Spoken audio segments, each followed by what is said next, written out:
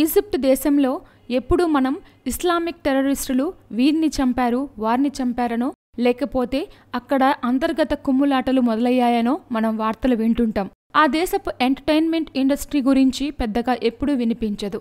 ఈజిప్ట్లోని ఒక టీవీ ఛానల్లో రమేజ్ గలాల్ అనే వ్యాఖ్యాత కమ్ కమెడియన్ ఒక సెలబ్రిటీ ప్రాంక్ షో నిర్వహిస్తుంటాడు. హాలీవుడ్లో అయితే పోలీసులు దాడి చేసినట్లు, దొంగలు అటాక్ చేసినట్లు ప్రాంకులు చేస్తుంటారు. మరి రమేజ్ గలాల్ ఏం చేశాడో తెలుసా?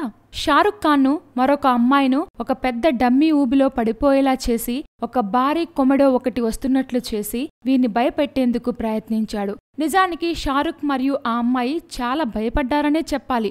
ఒక్క క్షణం షారుఖ్కు పిచ్చెత్తిపోయింది. ఈ మొత్తం ఎపిసోడ్ను దుబాయ్లో షూట్ చేశారు.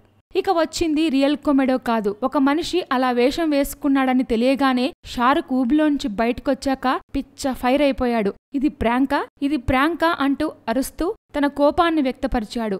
వి లవ్ యూ షారుఖ్ అంటూ అతడు ప్రాధేయపడినా కూడా మనోడు పిచ్చి తిట్లు తిట్టేశాడంతే. గతంలో ఈ షో కోసం హాలీవుడ్ మోడల్ ప్యారిస్ హిల్టన్, నటులు స్టీవెన్ సీగల్, ఆంటోనియా బ్యాండరస్ తదితరులను ఇదే విధంగా రమేజ్ గలాల్ ఏడిపించేశాడు. ఈ ప్రాంక్ షో సూపర్ హిట్ అనే చెప్పాలి. ఇక కొసమెరుపు ఏంటంటే ఈ ప్రాంక్ లో భాగమైనందుకు షారుఖ్ ఖాన్ ఏకంగా 2 కోట్ల రూపాయలు తీసుకున్నారట.